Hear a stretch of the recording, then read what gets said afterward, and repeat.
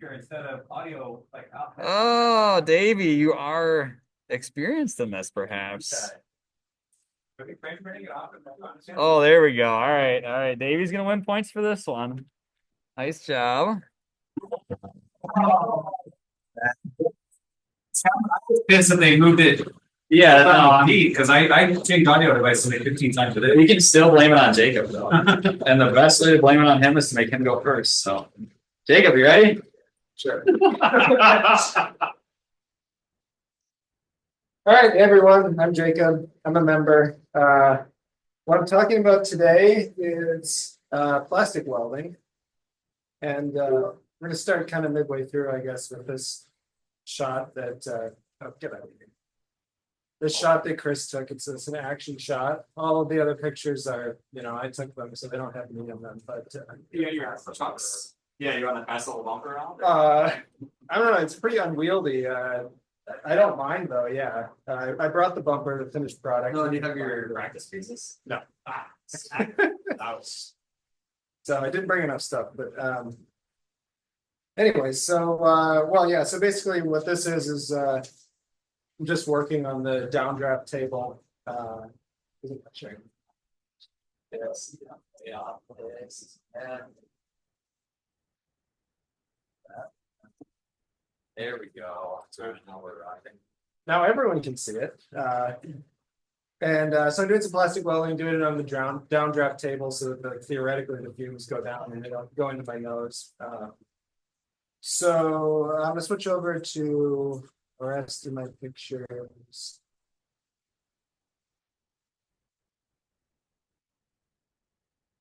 Let's see. No. Oh yeah, you should add those to the AI.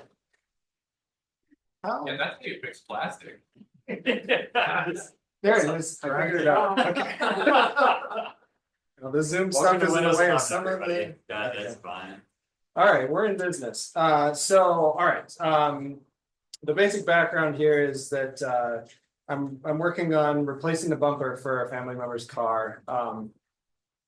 The bumper that she has is like basically falling apart. It's got a bunch of big cracks, and it's got a piece that was running under the wheel and has basically been like sanded off. So we found a new bumper.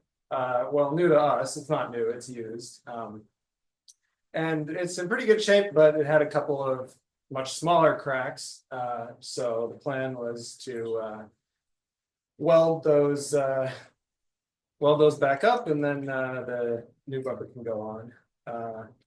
And so to start off this project, I cut off a little chunk of the old bumper for a couple of reasons, and that's what this picture shows. It's just a little piece of plastic from the old bumper. Main reason for this is I wanted to cut into it and sort of create a practice crack so that I can try out the welding, because I haven't really done much plastic welding before this. And the other reason for doing this is that if I got spare material, I can just cut little strips off it, and then I've got the filler material for the weld, and I know that it's exactly the same material as the new bumper is going to be. So like in this case, I think polypropylene would probably be good enough, but I've got spare material, so I can just use, I think it's like a blend of polypropylene and ethylene propylene or something. So Polyethylene, polypropylene, and it's classical. yeah. So yeah, this is then the first step here is to get the paint off, because you don't want that to interfere with the weld. And there's a couple layers of paint here, which I kind of took this to demonstrate. I think this light gray and the silver up here are both kind of like the top coat. There's a clear coat. And then I think this darker gray is the primer, and then this black is the bare plastic. So did a bunch of sanding on this to get it down to the bare plastic. And I was primarily using this neat thing, orbital sander. It's got dust collection and stuff. Makes things go pretty quickly. So this is the same piece. I've gotten pretty much all the paint off here. And then I'm cutting off those little strips to feed into the plastic welding. And this is the faster and better way to cut off the strips is to use this scroll saw, which just oscillates, and then I can feed the material. It's kind of like a band saw. I can feed the material through and cut a little bit off progressively and get some strips. Right, so now we're getting into the actual thing itself. So this is the spare piece again. Oh, you can see the little code here: polypropylene, ethylene, propylene, and then whatever else is going on here. And then I think this is Toyota's name for the blend.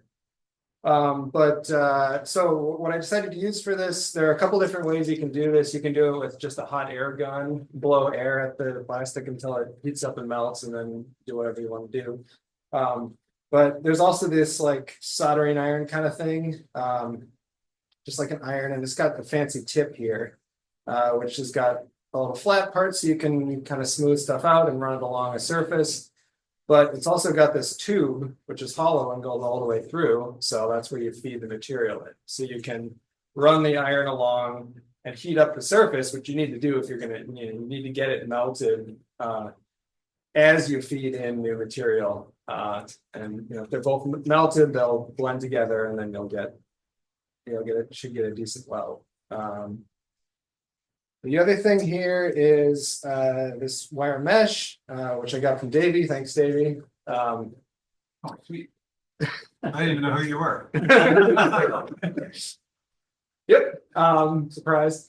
So the purpose of this is to strengthen the weld. So the first step you do is on the reverse side, where you don't care what it looks like. You melt this wire mesh into the plastic a bit. Yeah, so this is again still just a practice piece, and I've fully melted the mesh in. You can also see on the opposite side I've got aluminum tape to keep the joint solid, and I guess the idea there is you don't use normal tape because it might start on fire or whatever, because you're getting it fairly hot. So there I did the reverse side, and this is the front, and you can kind of see there's some fresh plastic coming up through the crack here. Oh, I guess I didn't have a picture of I think I sort of did the other side too. You do the same thing on the other side, obviously, so you don't have this crack on the surface. Oh boy, look at all this. You said the same thing. So you put wire mesh on the outside also? No. So you probably could, but for this, I just put it on the back side. Oh, okay. I think if I did it on the front, since I wanted to get like a halfway decent finish on it, probably would have involved a lot more finishing work, because I would have probably messed up the surface farther out from the crack, since you want to get a decent strip across the crack. So I just did it on the reverse side, and I was following some YouTube video for this. Some guy at some body shop, I guess, had video describing this technique, so I just figured that would probably work well enough and follow that guide. So now we're on the actual bumper. This is the reverse side of one of the cracks. It's like a couple inches long, I think. And this is, I think, the same crack, but the front side. And this is after I've tried to get down to bare plastic. And this is where we see some funny business. I don't really know exactly what's going on here. It looks like there's maybe air bubbles here. I'm pretty sure this is body filler. So it looks like this crack had already been repaired, but seemingly not very well, because it looks like it just came apart immediately. Well, it came apart at some point. So not totally sure what I'm looking at there, but I just pretended it was, the material I was expecting it to be, and did the same process. So this is again the mesh melted in, and I got the aluminum tape on the other side, this time on the real thing. So there's some extra mesh here that I snipped off. I think, this may be before I did it, but after melting the mesh in, I also added some material, over the top of it. And melting the mesh in kind of brings the crack together, but figured it probably makes sense to add some more material to make it shirt stronger. And then this is the front side after, well, pretty much doing the whole thing. It's pretty uneven because I've been, smearing the plastic around and stuff. And I've sanded it for a decent amount of time actually before taking this picture, and it's still not super great. So like in the video that I was watching, the guy did finish with body filler just to like, had a putty knife and scraped over it just to fill in all of the kind of the low spots in one go. But I figured I didn't really want to bother getting body filler, so I just figured I would do, a good enough job without it. And we'll see if that's the case. It's not painted yet, so I don't know what it's going to look like for sure with the paint, but these cracks are also like pretty much on the total bottom of the bumper on the side, so regardless, it's not going to be super visible. So I think that's roughly where I left that one. I guess I sanded it a little bit more. You can still see there's some low spots. There's a little rigging I did. So for this, I'm doing this little tiny crack on the edge, which doesn't really go onto the front surface. It was just the kind of the fold over part of the bumper was broken, and this was causing it to it was like this fold over edge was keeping the curve, so it was like it was bending wrong as a result of this crack. So I kind of forced it back the other way by compressing it with the string while I was doing that weld. So I think that was the second weld. This is the third one before I did anything on the outside. Got some interesting cracks in the paint there, which I didn't really address, but we might spray over the top of them. This is sanding down to bare plastic before the weld, and it's kind of hard to see the crack because I've gotten it, I've gotten the pieces kind of pressed together pretty well in preparation. And at this point, I think I've done the back, got the mesh in, and then put a new layer of plastic over on the front.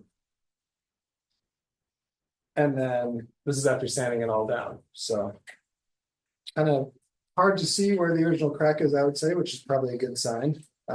This one turned out way better than the first one, as you can see. I think that's primarily because the first one was a super messy crack and I had to fill in a bunch of material, whereas this one was just super clean, and all I really had to do was run a very thin strip of new plastic over the where the crack was. I think that's it. So pretty simple stuff. Any questions, Bob?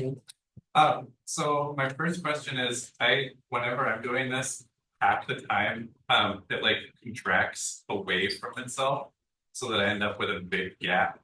Like how do you deal with that?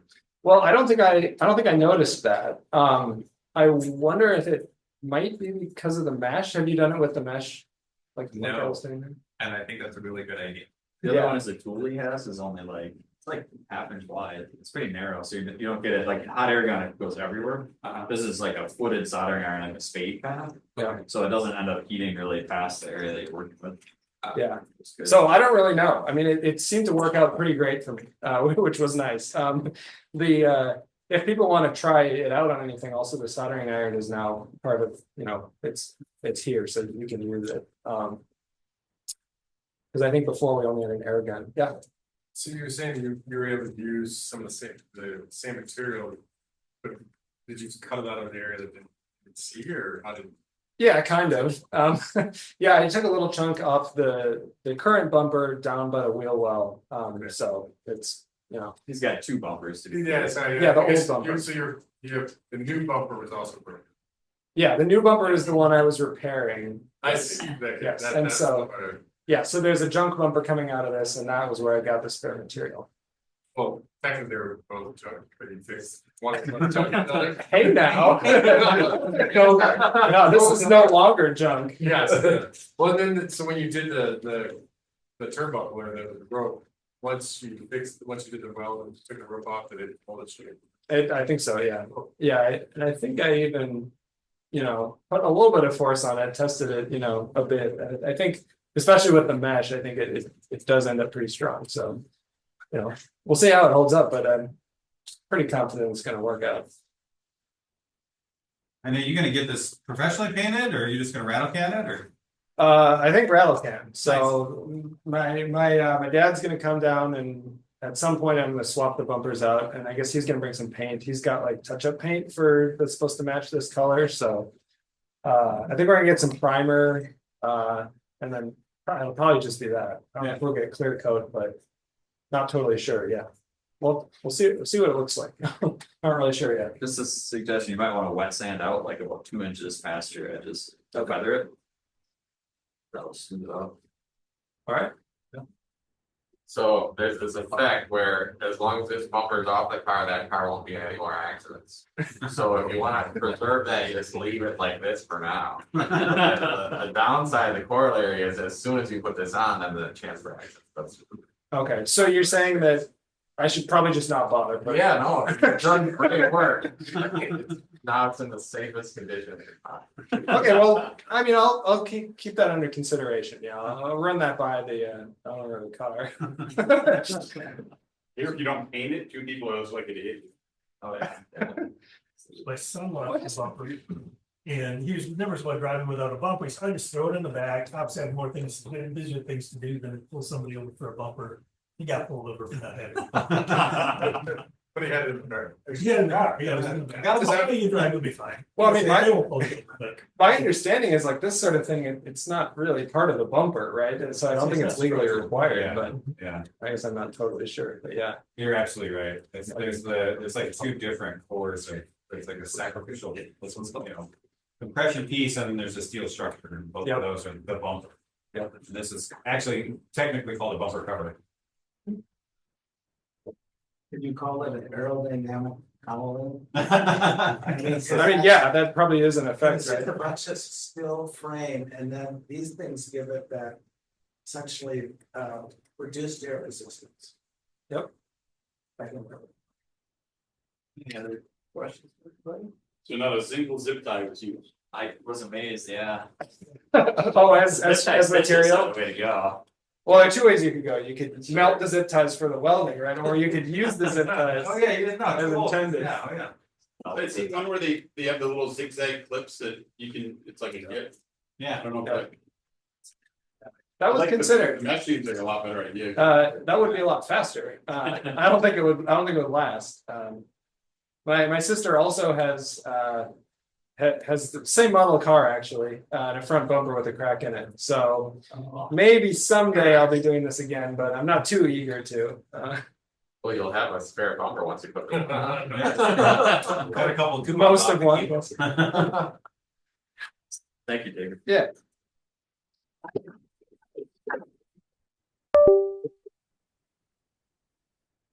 Oh, perfect. Thank you. Top right is the full screen if you want it. Top right. Like the double arrow, it's right above the cursor. Upper right.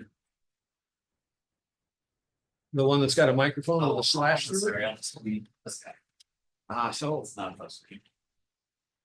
you mean do this mouse thing Yeah, over here? the mouse thing. Yeah. Perfect. So the problem statement here is, I'm doing genealogy research for my family. And through about 40 years worth of that effort and DNA sampling, I discovered that I have relatives in Mexico. And so I needed to communicate with them, but I don't speak Spanish. And the only way they communicate with anybody, their mother, their cousins, or anybody, is through WhatsApp. They can't reach somebody through WhatsApp, they're not worth talking to. So what I needed to do was find a solution to be able to talk to them. And so I started this process. So the first piece was, I had to get a hold of a mobile phone, because you can't set up a WhatsApp account without a mobile telephone. I wasn't willing to do this with my own phone because it's Meta. And so it worked out, being a member of Sector 67, that I suppose no surprise, somebody here had a mobile phone for sale. So I was able to buy that phone for cash. And gave me a phone. So now the next thing I got to do is I got to get a phone plan to get a phone number on. Didn't want to sign up on it. I don't want to put my name on it. Keep this anonymous.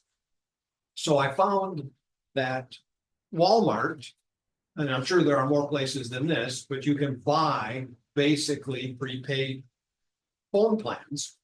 And you can do this for cash as well. So I did that part of it, but I had to do one little extra bit because every Walmart store is just filled with cameras. So I walked into the Walmart store in this other place where I don't live with my watch cap and my safety glasses and my mask, because I'm watching for COVID. I want to be protected. So I went in with my mask on. So I got through that process actually fairly easily. Something else that I learned through this whole process is all of these retail places where they clearly sell this thing or this thing or this thing. There's nobody in the store who has any idea how the things work.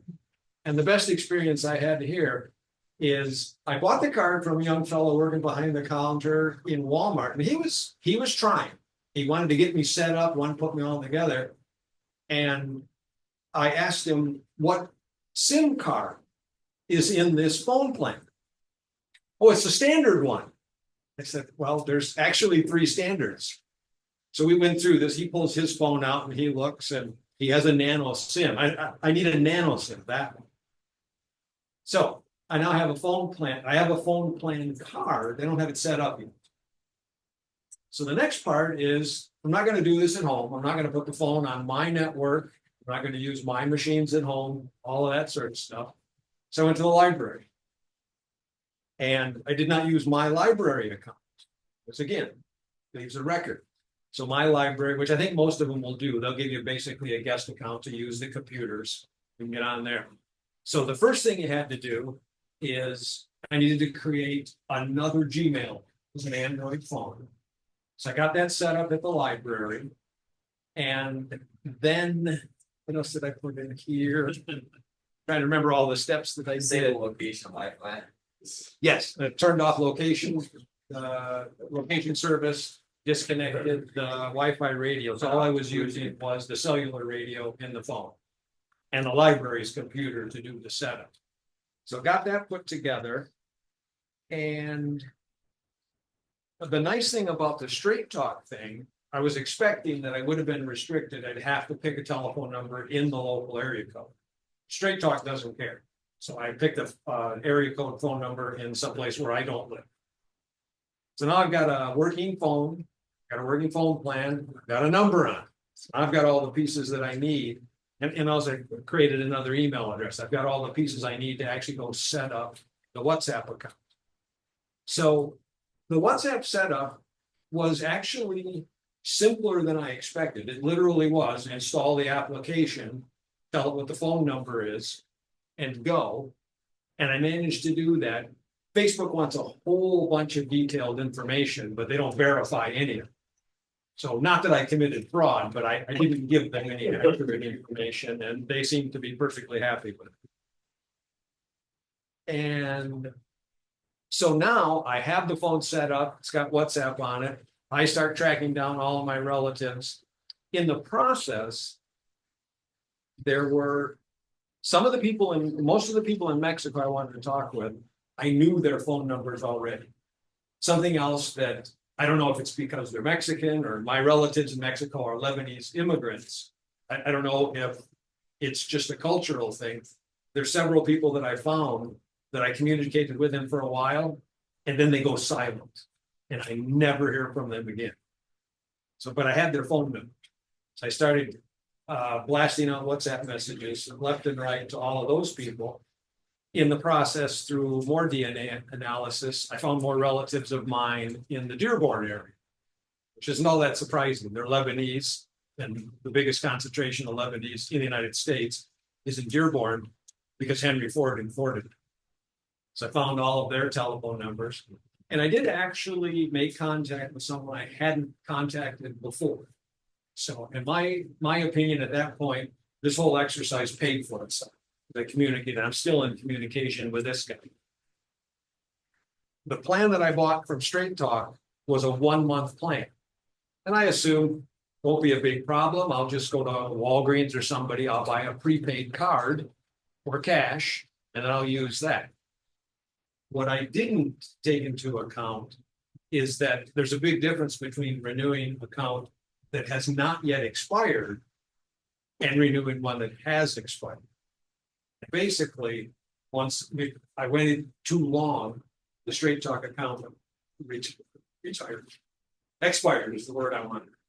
And even going to the Walmart store, I had 3 different retail people in the Walmart store trying to straighten it out. We finally found out that the problem is your account has expired, so you can't renew. And in the process of doing this is, let me see, the renewing the phone plan. I mentioned, I thought I could go to Walgreens. This was the second encounter where there's nobody in the Walgreens store who knows anything about how any of these cards. The card is just this thing that's hanging on the wall back here, and we do this on the cash register, and you give us some money and you're all set. Then you open the package, you pull out, you know, the accordion sheet of paper that's this big, that's got all the rules on it. You have to create an account with Walgreens. Then you have to give them all of your personal information, including your social security number. And Walgreens actually verifies it. So my scheme I used with Facebook didn't work there. So this means now I have a $27 prepaid debit card that's unusable to me because I won't put my social security in. So in the open issues that I have from this thing is, even though I turned off the location and the Wi-Fi, there is a little bit of crude location tracking breadcrumbs that I'm leaving because I use the phone from the same location all the time, and I'm likely connecting to the same cellular tower. So there's a little bit of that. WhatsApp claims to offer end-to-end encryption, but I didn't verify that. But I did make a point. I didn't put my other phone numbers or my other email addresses or even my full name in any of my WhatsApp messages with my wayward relatives. As soon as you establish connection with somebody at the other end of a WhatsApp conversation, that person knows your phone number. Now it's my WhatsApp phone, not my other phone, but they've still got a little bit of tracking information. I mentioned the card. At this point, I'm not sure that it's possible in the United States to actually get a truly cash prepaid credit or debit card.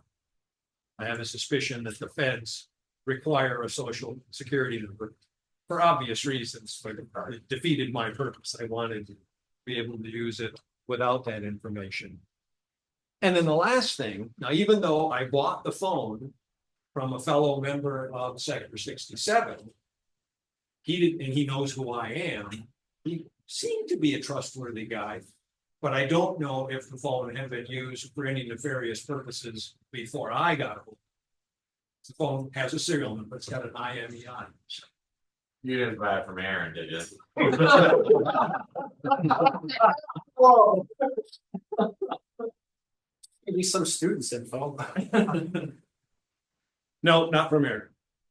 So, if anybody wants to play with a prepaid debit card and is willing to put their social security number, I'll sell you this for a discount. It's worthless to me. It's got $27 on it.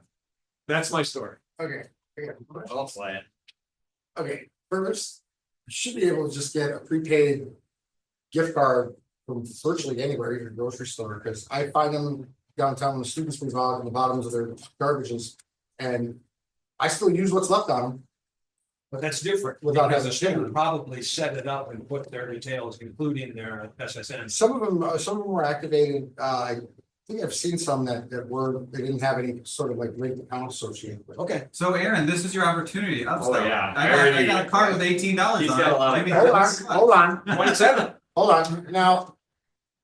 What is your, the purpose of having a completely untraceable phone? You can ask Is that. that, you also have a regular cell phone, I'm assuming, right? I don't know. Ask it. If you ever have both of those phones on in the same location at any time, your whole plan is kaput. I wear a. I watch a lot of collar. true crime, man, and that shit is trackable and pingable anywhere all the time. So like if you ever have it on and you're at your house, whether you're using it or not, that's still waving a signal to it. And if you ever have it on at the same time that you have another cell phone on you that's on as well, that has your account information on it, that's also traceable. To or at least they can triangulate the coordinates and figure out, okay, well, this other cell phone account was also linked to that location at that time that phone was being used or was on, and then they can just, it's automatic, like that counts as like probable cause for shooting that. So that would tie me together with all my neighbors as well. No, Nowadays, it's pretty common accurate. factors. Well, this leads me to my question. If I come back next month, are you gonna do a presentation on moving medium weights of cocaine or something? That started light first. No, it's anime collectible Pokemon. Oh, Jesus. Jakob. So I'm curious about the associating an email address with, I think back on the first page, you're talking about setting up Android with a Gmail address, right? Did the operating system require that during? Why do that? So the Android phone needs an email address to actually set it up to get past the factory reset condition. And then I needed an email address to get the information from Straight Talk sent back to me, because I can't set up the Straight Talk account until they can send a message to me, put me on their mailing lists. So it seems like a lot of this problem is self-related. Why did you not go with Wi-Fi and a VPN on a public network? Because I still need to use WhatsApp, I need a phone number. Once you've got it activated, you don't need the phone anymore, you don't need the cell phone anymore. That's true, They can but communicate that would on require me to put Facebook products on any of my machines, which I also wasn't willing to do. Wi-Fi. Let's see. Why? Why didn't I want to put Facebook? So you get your cell phone number for the 1 month. Right. And you get your WhatsApp set up, and then you let it expire because you don't need the phone number anymore. And just connect over Wi-Fi on and a VPN From the phone. from the phone. Oh, from the phone. So as soon as my Straight Talk account acquires, I don't have that phone number anymore. I don't know. This had to activate it. I don't think it's confused, right? Right. You guys get that? Yeah, but I don't know if Facebook actually requires a valid phone number to use WhatsApp on an ongoing basis. It does not. I don't know. Okay, Cause I've used my wife's one, I share the same, I won't mess with Facebook on my phone either, but my wife does. And we've used her phone on Wi-Fi in other countries for WhatsApp without being connected to a cell network. Yeah. And it works okay. okay. The only time it really comes up is when you want to reactivate your account with WhatsApp to say, this is the new device for my account. Right, I misunderstood. I thought you were asking running the WhatsApp desktop application, which I didn't want to do. Using WhatsApp over Wi-Fi, then I would, in my scenario here, I gotta run down to the library to use somebody else's Wi-Fi every time I want to do it. I didn't want to put any of the WhatsApp traffic on my own network. Even with the VPN. I share your apprehension for Facebook. Well, mine's more than apprehension. Right, well, It's disgust. right, yeah, and well, and similarly, I've like lost on social and, you know, Yeah, we're old. because of the Facebook factor. But I can't help but notice you said DNA testing multiple times in your. So I'm bona fide question here, I'm just curious how you justify one without the other. Because a lot of what I'm doing, it's a necessary evil. Okay, These people I would not have found without the DNA testing. okay. Just a little bit of a divergence into this genealogy thing. There are What kind of back channels you find them on? that, how do you mean? These acquaintances or? Hold on a second, it'll fit in here. So there's two ways I've used the DNA sampling. One is to just wait for people to submit their sample and keep looking at a new match that comes up for me, and then try to reach out to these people and make contact with them and say, hey, I'm your cousin, let's figure out how. And then the other way is I've found other people through other means and said, I think we're related, But would you mind submitting a DNA sample so we can confirm? I've done it that, They do it? some will. On Ancestry, on 23andMe. I don't even answer phone calls. Not on 23andMe. I use Ancestry, and in the old days, I used Family Tree DNA. But yes, you're entirely right. That's a whole different can of worms. That's what I'm willing to put up with because it's not Facebook. And because right at the moment, there's no other way that I've got available to find something. And then the last thing that has become most interesting is I know I'm related and I'm a descendant to my maternal grandfather. His second legal wife is also a relative of mine. And the only way that I know that is because I have a DNA sample from one of her descendants. Which means my grandfather was related to the woman that he married, which is not at all unusual in the old Lebanese culture. There's first cousins measuring and marrying each other all over the place, and it's not a big deal. What is incredibly frustrating to me is I don't know.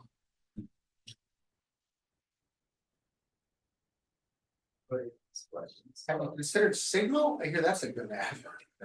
Nobody else.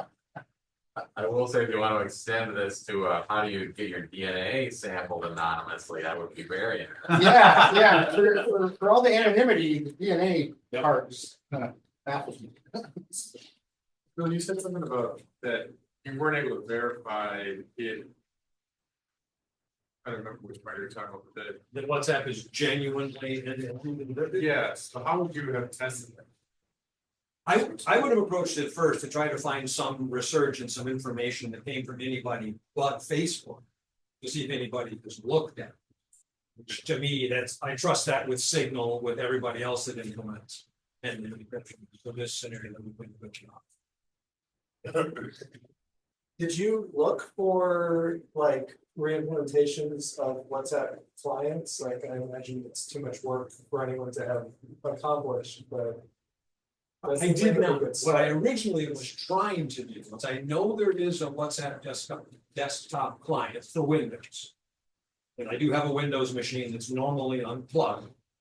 And in a plastic bag that I was willing to start up and use exclusively for that purpose. Until I learned that you can't set up a WhatsApp account without the phone. And phone number verification, so you need the device. Community systems with apps already installed, but not under your name. Talk to me. Yeah, you guys start dump food out of there and. All right, thank you both.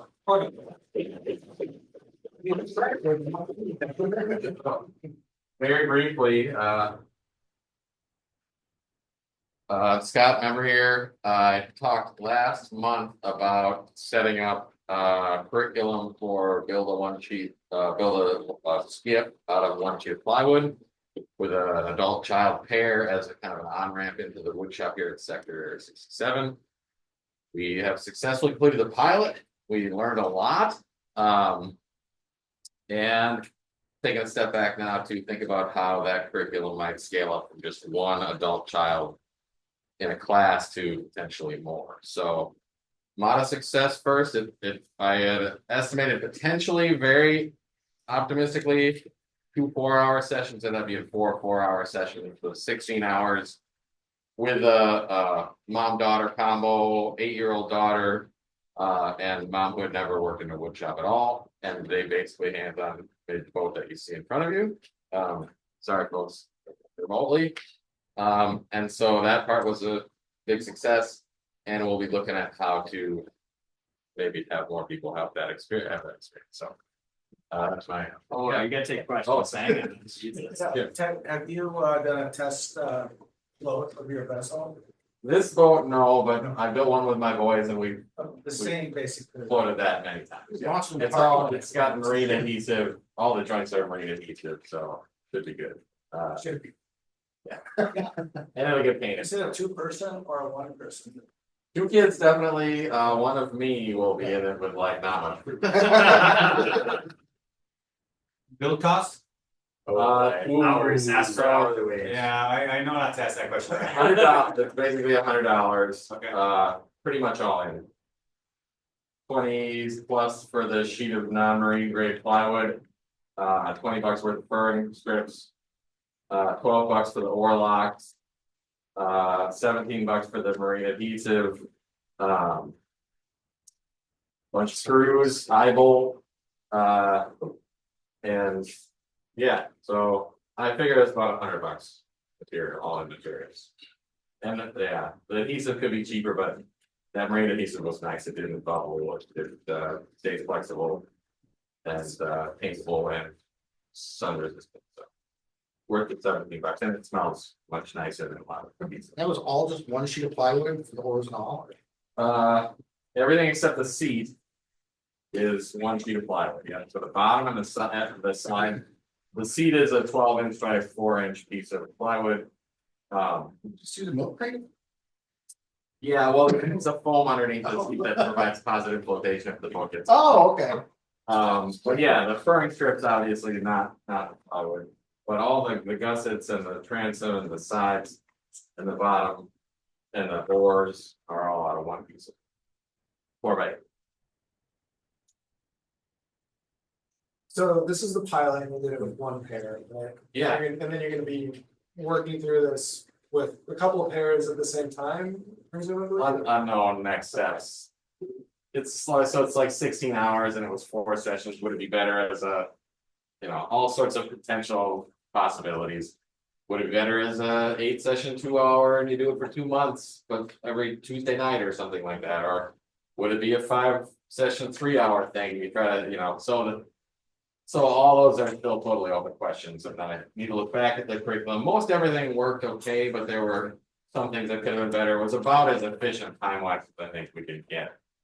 But it's a good question, but don't know. Sure. Do you have like pairs lined up for this already? Do you have people interested? No, not yet. Haven't advertised it yet. No, and it'll still probably be like a members and friends and family kind of thing for the next group. I just have a potential opportunity for you.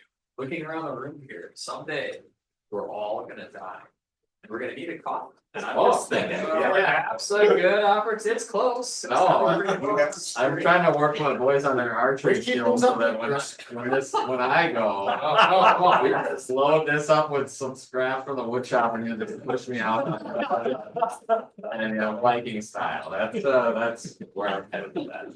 Does it have to be a bow and arrow or could it crossbow? Either one, whatever gets the thing lit on fire. Any flaming arrow, Yep, any flaming arrow. Molotov cocktail. We got Sean's hands up quick with the coffin top. I like it. The flaming arrow is a trick though. You have to make a flaming arrow.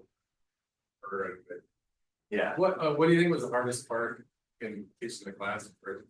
Oh, yeah. I mean, just I think overcoming anxiety on the table saw because I had sent around some videos ahead of time.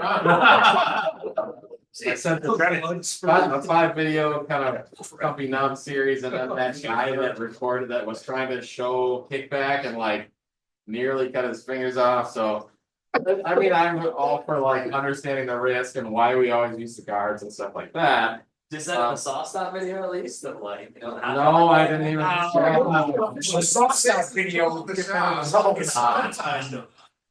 So overcoming that, compound miter cuts, because we have a couple of weird compound miter cuts that I still didn't get the angles quite right on them, in the front there. Just the amount of screwing and stuff, so there's a ton of screws in there. And having the kids,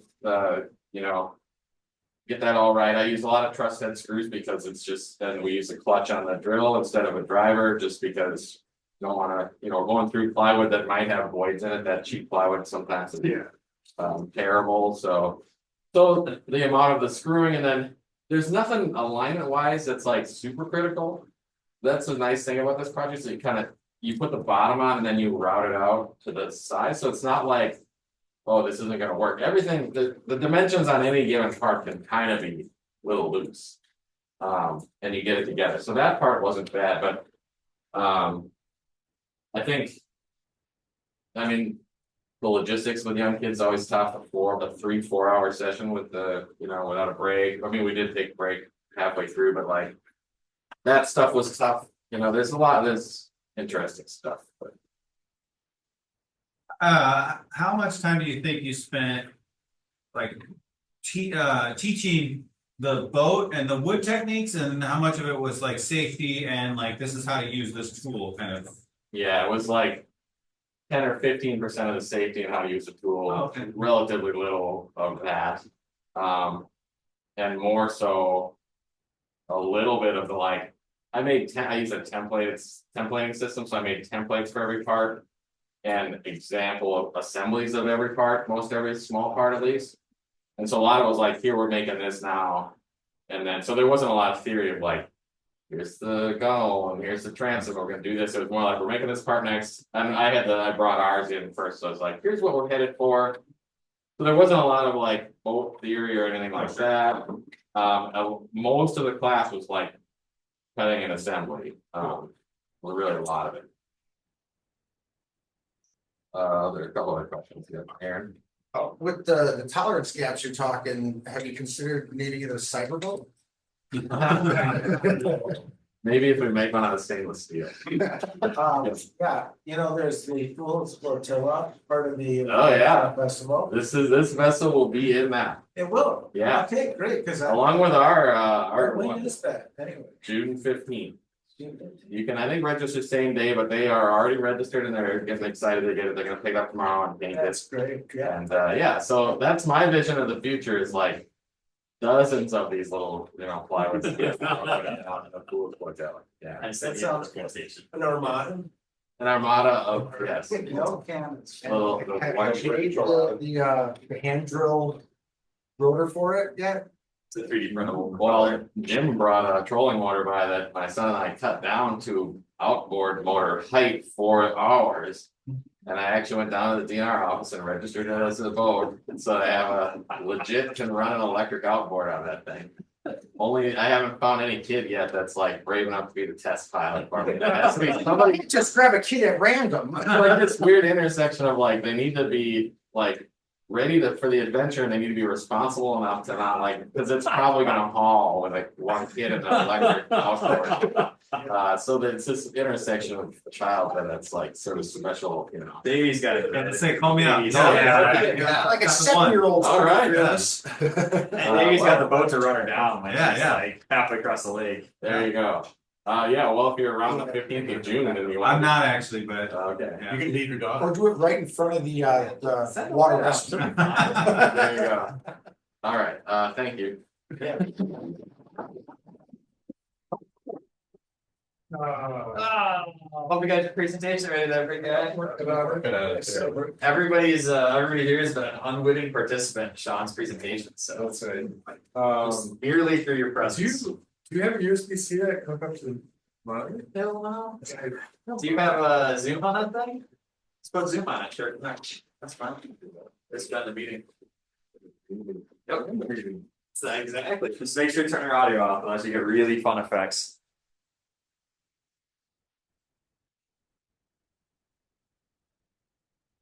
Don't worry, Sean. We'll wait for you.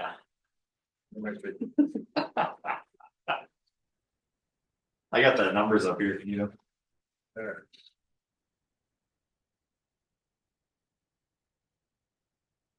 Meanwhile, we can distract everyone. See the wooden thing on the right behind Davey? Davey, hold your left hand up. This thing with all the lights on it. Those are all indoor air quality sensors. So they've been monitoring all day slash yesterday. So there's a little debate between, you know, dumbass, non-ASHRAE, non-buildings engineers and more sophisticated engineers that don't believe that gas is stratified. So this is my way of testing that theory. It's only been going for about 24 hours. So I don't know if we're gonna have it. What is stratified? So the idea being we're all expelling carbon dioxide. Carbon dioxide is the indoor air pollutant. If you get too much carbon dioxide, you're gonna feel drowsy, you're gonna be lethargic, you're gonna maybe have brain fog, you're gonna large concentrations you pass out. That I don't know how to drive that thing, but it's working. am I sure? Yep. Alright. Whatever's on there, whatever we're gonna see, I hope we get some good notifications. Alright,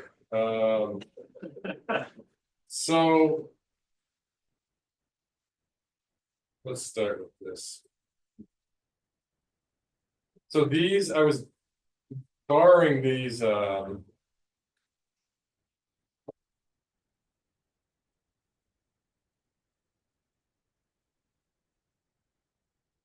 sell. Yeah.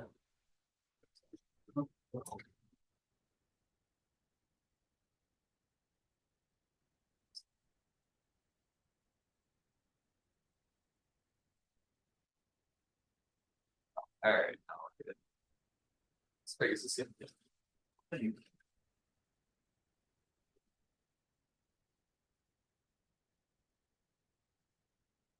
so. These Broan overture sensors are basically monitoring the inner air quality. So it's CO2 levels, PM 2.5, which is what everyone's been breathing the last couple of days here outside with wildfires that are coming up in Canada. It's measuring temperature, humidity, and VOCs. So it's kind of just like a gamut of like, well, what are you breathing in your indoor space? What this current experiment was kind of triggered by this idea that that CO2 doesn't stratify in our space, and I don't think this is the best space to do it. And I'll show you some other kind of micro studies I'm doing because it's such a big room. You're actually changing out air right now. The furnace is running right now, moving air out of the space. This, in my mind, I'm seeing the CO2 just flow away from us because CO2 is heavier than air. The argument is that a lot of people think that CO2 just disperses into our air, so it's not stratifying the way I'm kind of hypothesizing. So hopefully, this test, if we leave it up for a while, and it probably in a better environment, what's more contained, it'll show.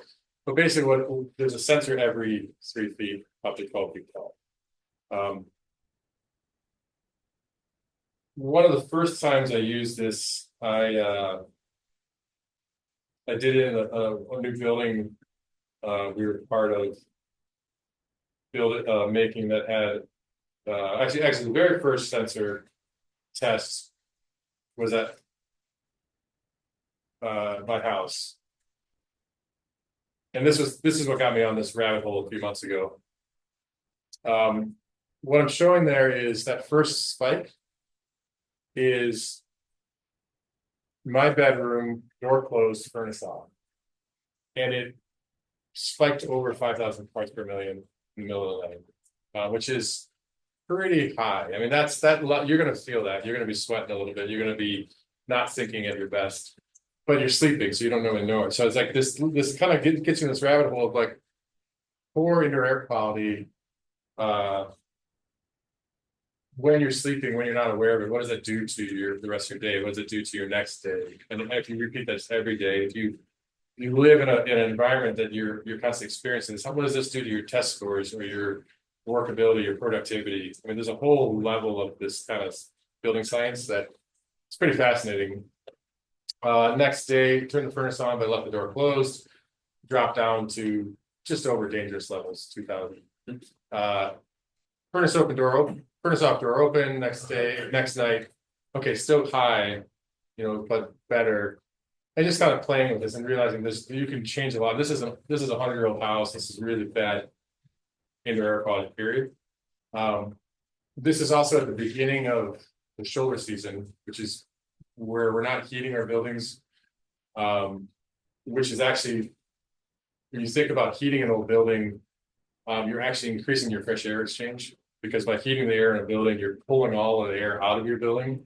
You're heating it up in convection, hot air rises. It's trying to leave your building, which invariably draws air into your building. So it's kind of a misnomer, but a kind of a non-intuitive way of thinking about it. But you're probably getting more fresh air in the winter than you are in spring and the fall when your winters are closed, because your furnace off. You're not actually changing that much air. Obviously, in the summer, your windows are open, you get a lot of fresh air. So this kind of like, wow, this is really bad. And what are we, like, how is that affecting the rest of our, the rest of our days? So this was a study I was doing in another presentation I gave in a building that had ERVs, which are energy ventilator recovers units that pull fresh air into the building and exhaust your dirty air outside, and they don't actually cross air streams, but they change latency and temperature. So humidity gets a little bit, humidity moves with the air streams as they cross when temperature crosses. But in this presentation, I turned the ARV off.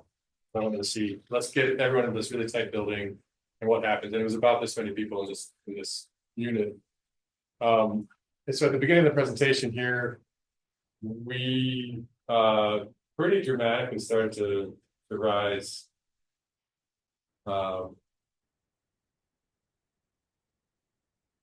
So you can use the cursor on the computer to about point. Like on that piece. Yeah. So this was just me setting up the talk. And then with about 12, 15 people in the room, this is about 45 minutes. I finally kind of said gave up and let's turn the ERV on.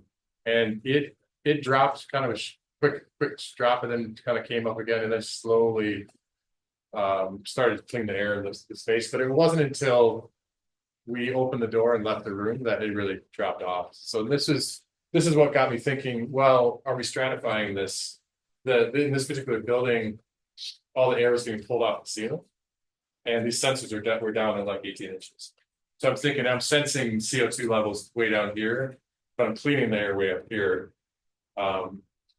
So it just got me thinking, okay, maybe more studies needed. Or can we show that CO2 is stratifying in a space? One more that I did the other day. Typical office building, again, old space. This is one person in a room by themselves for about an hour. This is the door opening, and that maybe for a few minutes. And this is when our meeting started. 5 people entered the room, and again, door opens, but this red line is indicating this is unhealthy levels. Like, you're not going to die, you're not going to feel sick or bother or something, but you're going to probably have, your eyes might water, you might feel tired. And these are this is such an fascinating thing to me, because we've all experienced this. You go to a movie theater and you feel kind of stuffy air and you get kind of tired, or it could be because you're just not getting enough oxygen. Right? This is a typical office building. Ventilation was off because we're in a shoulder season, so we're not moving air. If it was colder out, these numbers would look better. And then it's just this shows the sensitivity of this. This door opened for about 2 minutes, and then the meeting continued and then dropped off when we all left. And this is just kind of back to baseline. So what I'm doing now is there's a lag in these sensors. The active portion of participation. Which is we're all breathing, we're all affecting part of this right now.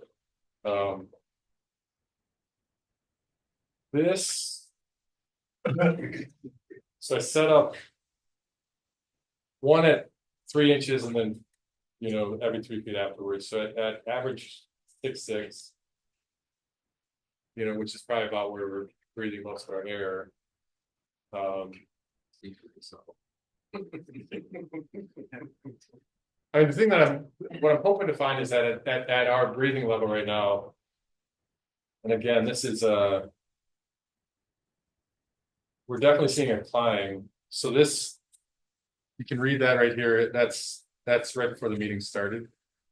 So people started to gather about 6 o'clock, which is right here. So the CO2 levels are definitely climbing as people enter the building and start to gather. We don't have data. I mean, we are. I'm probably seeing data from a half hour ago. This is probably about 7:30 right here. So again, testament to Chris's HVAC system. This is really good air. Like, again, we're in a huge space. It's hard to really just say, like, is this really accurately, like if we put this in. This, all of our air rooms are pretty well ventilated, but if we go into the, you know, I can move this around the shop and see how the different rooms work.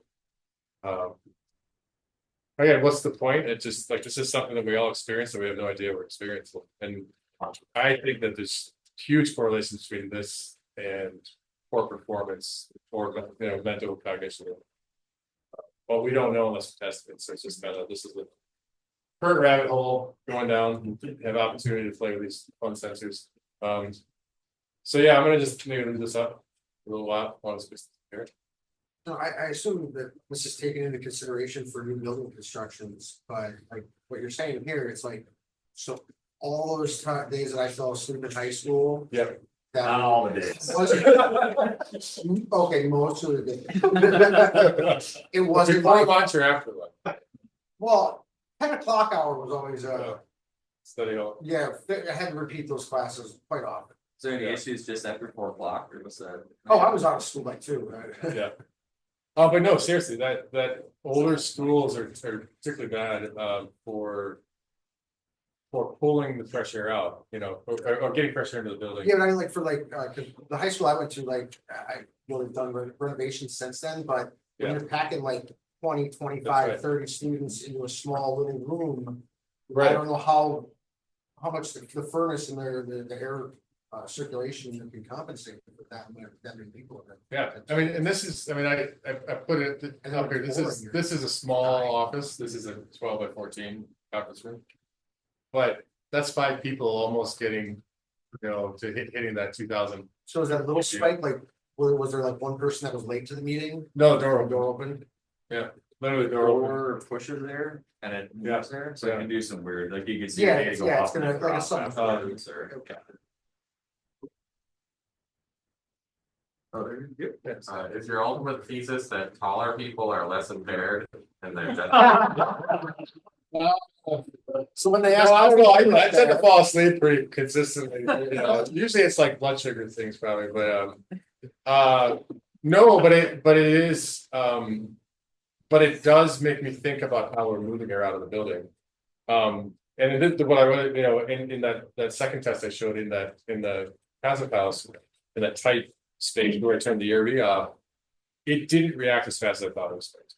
So if my sensor was up at the ceiling level, I bet it would, right? Because I'm drawing, so I'm also just trying to visualize this invisible gas around us and like thinking of the air getting pulled off the top of the ceiling, circulating, right? And it's just, you know, because it's the air is getting pushed into the space at a high level and getting pulled off at a high level. So is it just creating a convection current? Versus can we design our systems better? Have you thought about pairing with a blood oxygen sensor while you're sleeping? Yeah, that's a really good idea. Sure. Or even like an Yeah. iWatch, see your heart rates and stuff. Yeah. Yeah, and I don't, people probably would know this or remember it, in the Apollo 13, it was CO2 scrubbers that they were dealing with. Yes, That scene, so my question basically is CO2 an indicator, or is it what you're actually feeling? So that when you're tracking it in the building system, so is it, if you have, so you have the CO2, does that mean there's less oxygen? Or is the fact that there's CO2 that's causing you? it's a good question, I think it's the latter.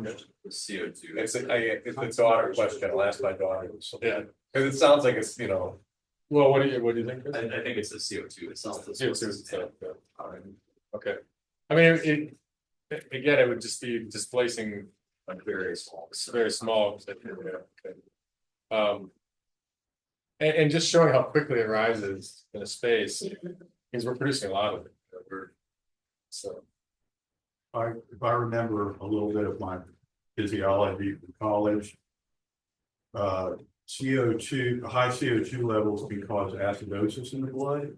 So even if your oxygen levels were to remain stable, you can have some biochemical, physiological, you know, results from it.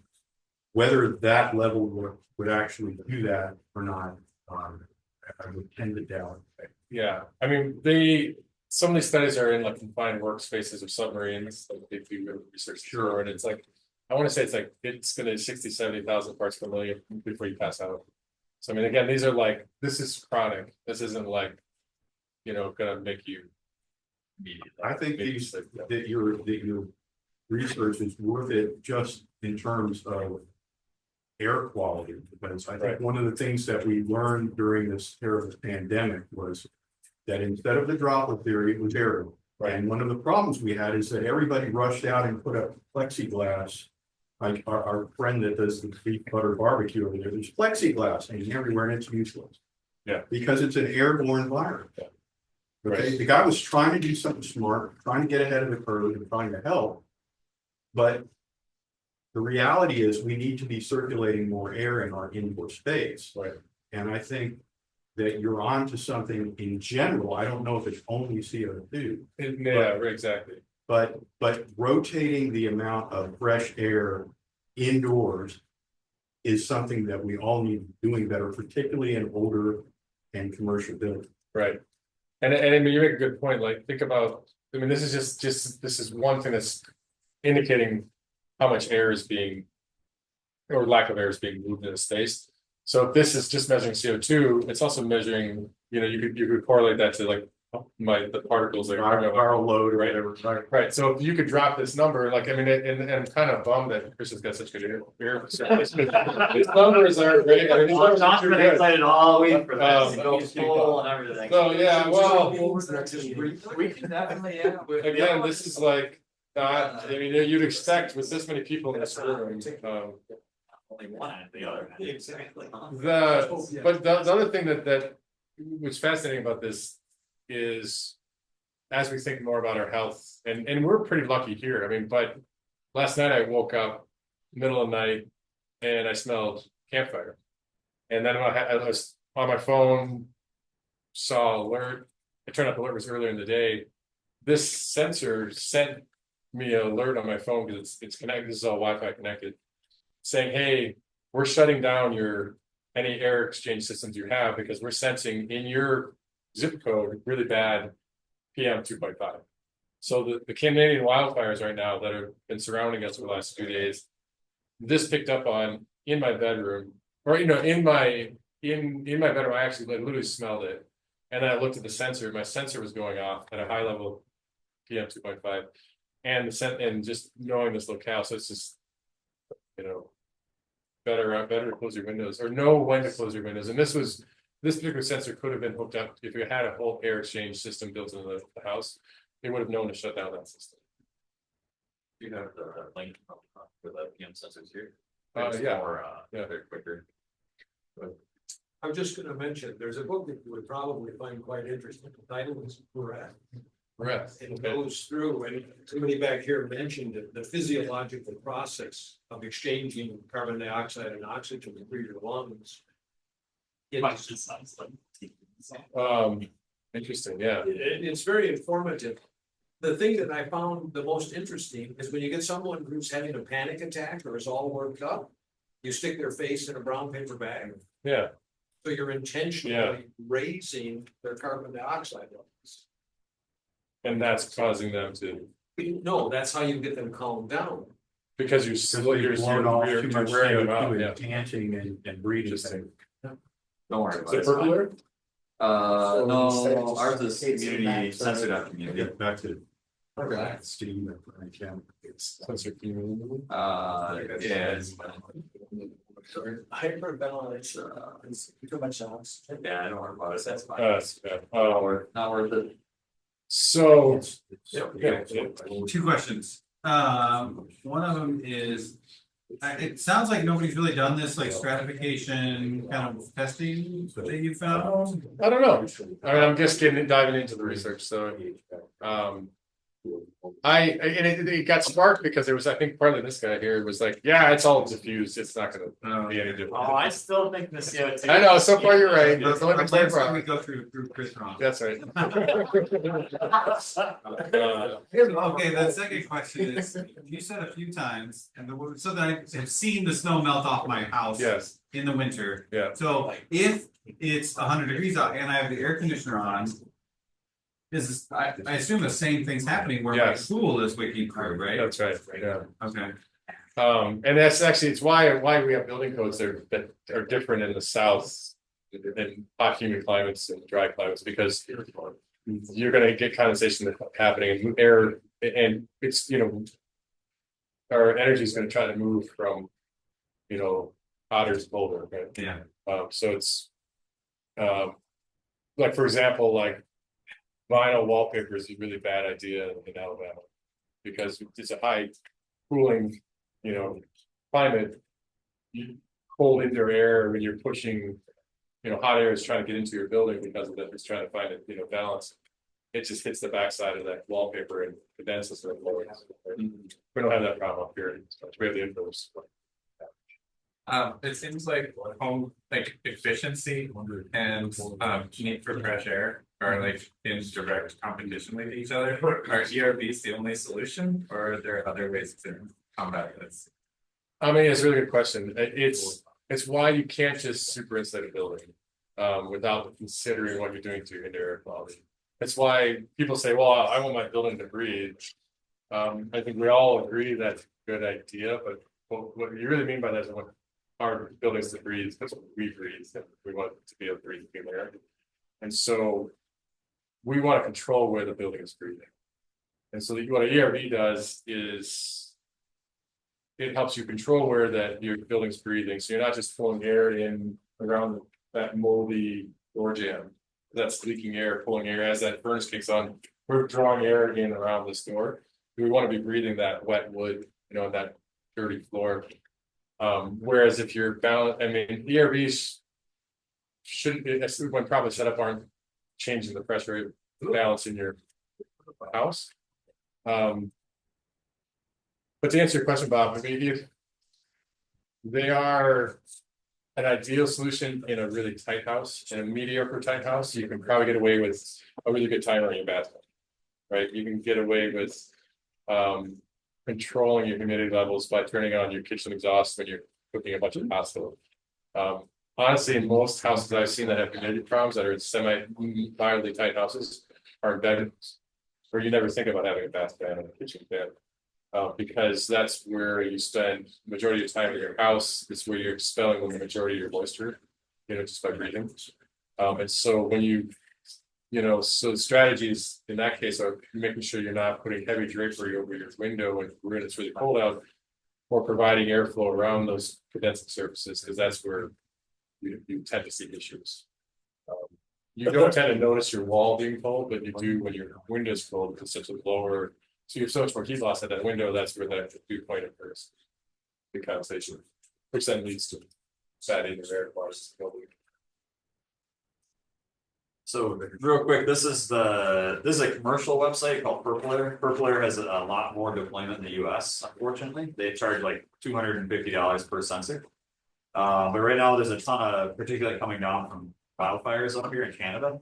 And depending on the air current, it's getting blown around. So you can see right now, we've got this huge mass in Minnesota heading our way, but right now we're actually in a reasonable pocket of air.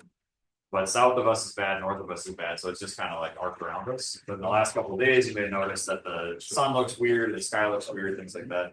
Yeah. This I gave a talk on quite a while ago. This is called Sensor.community. It's an open source initiative. So this is an open set of sensors. These are really cheap to build, like $30. You can set one of these up.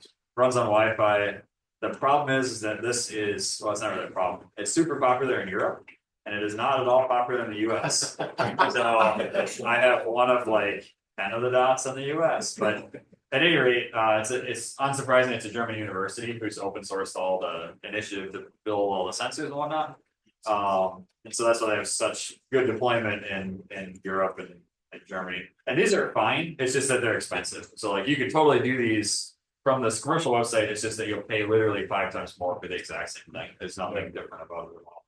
But they've got good deployment in the US and no good deployment anywhere else. But anyway, what I was going to show you real quick, this is outdoor air quality. So right now, our outdoor air currently is actually really good. It turns out every time it rains, it cleans the air. So it's very clean outside right now. But it's going to climb back up again because that rain is coming through a front, and that front is in this case pushing away the smoke, but it can just as easily bring in the smoke. So we saw that earlier today. This huge inversion is the front coming in. drawing smoke with it, and then once it started raining, it cleaned the air out, and then it popped back up again. So see kind of some interesting things as you're looking at these charts. This is a giant door opening, which is the wind current of this front moving through. And the same situation here, you see it rise and fall depending on what's in front of it or what's behind it. The interesting part for you guys is this is our indoor air. So our air inside this building, even in the wood shop, even in the welding shop, when folks aren't in there, is much cleaner than the outdoor air is. Our filters and our furnace is set up to filter air very well. Most people here know how cheap I am, yet we run our economizer open to allow more fresh air in, and it pulls more through the filters to keep this air clean inside of here. You can see though, occasionally people are shooting for high scores in the welding shop. So right now we hit 400 micrograms per cubic meter, which is very easy to do because when you're welding, you're generating smoke, and the sensor in the welding shop is up high. So you have this really hot air plume coming up, drawing with it really lightweight particulate that's going up to the top of the room. But as is demonstrated here, our air filtration is very efficient at removing it.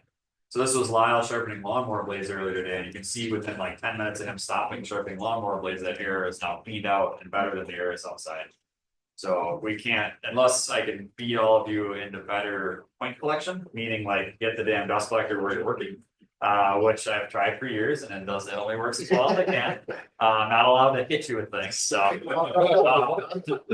But as a result, I can only do so much. So my air system turns over air really well, and it keeps everybody really healthy. But if you don't gather where you're generating particulate, you're going to get spikes. So that's nothing I can do about that. One question only, Mr. Davey. Okay, is your air handler filter system pandemic based or particulate kind of scrubby environment based? Particulate. Well, the pandemic stuff is when the air gets really shitty outside, I will close down it's called my economizer. So because we're a commercial building, we're required by code to allow in outside air. And so that is fresh air makeup air, which is why we can't drive up Sean's particulate sensors or CO2 sensors. If we wanted to really play the game, I would have closed our economizer earlier and shut off our furnace, and then drove all of you into a smaller room, and we could see how high that number can go. But we didn't do that because I want you to not get sick. So no, our economizer is still on, our furnace is still idling. So the fan's always running, it's just very low. It's a VFD. And the economizer is not actually filtering the air that's being filtered. The outdoor air, yeah, it ends up getting diluted and then recirculated back through the filters. And we've got MERV 11 furnace filters, which are pretty good for a commercial building. Your furnace at home, if you have like a nice HEPA setup, like a pleated 4-inch deep filter, it's better than what's here.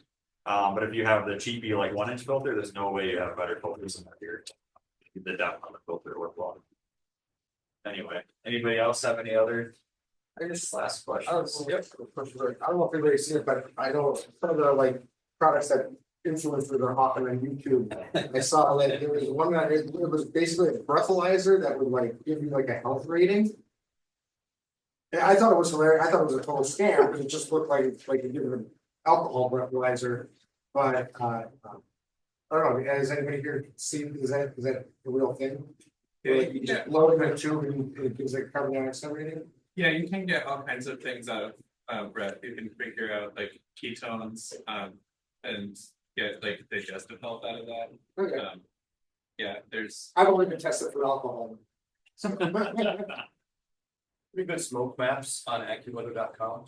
Sure. Anybody? And they're drawing up a purple air, and then there's some governmental ones. Well, the government still exists that are helping. Yeah, Anybody else have anything you wanted to share? Unless I'm gonna kill off the Zoom.